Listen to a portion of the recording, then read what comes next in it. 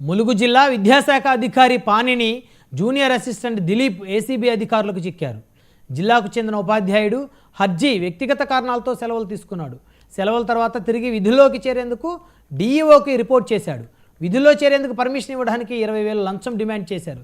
దీంతో ఆయన ఏసీబీని ఆశ్రయించారు. ప్లాన్ ప్రకారం టీచర్ హర్జీ డీఈఓ పానికి 20,000 లంచం ఇస్తుండగా రెడ్ హ్యాండెడ్గా పట్టుకున్నారు. ఏసీబీ డీఎస్పీ ఆధ్వర్యంలో వారిని అదుపులోకి తీసుకొని దర్యాప్తు చేస్తున్నారు. గత సంవత్సరం ఫిబ్రవరి మాసంలో లక్ష్మీపురం కన్నాయగూడ మండల్లో పనిచేసే ఒక ఉపాధ్యాయుడు యాక్సిడెంట్కు గురై అక్టోబర్ వరకు ఆయన సిక్లో ఉన్నాడు. సిక్ పీరియడ్ యూజ్ చేసుకొని ఆయన 1వ తారీఖు అక్టోబర్ 1 నాడు వచ్చి రిపోర్ట్ చేశాడు.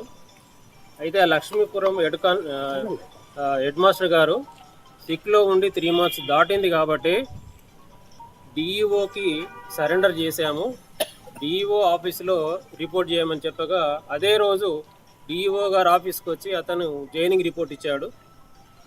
అయితే ఆయన జైనింగ్ రిపోర్ట్ మీద ఆయన మళ్ళీ రీపోస్టింగ్ ఆర్డర్ ఇవ్వాలి, కానీ ఆ రీపోస్టింగ్ ఆర్డర్ ఇవ్వకుండా అతని వద్దనే ఉంచుకొని డిఈఓ పనని గారు అతనికి 20,000 రూపాయలు లంచంగా ఇస్తేనే నేను రీపోస్టింగ్ ఆర్డర్ ఇస్తానని చెప్పి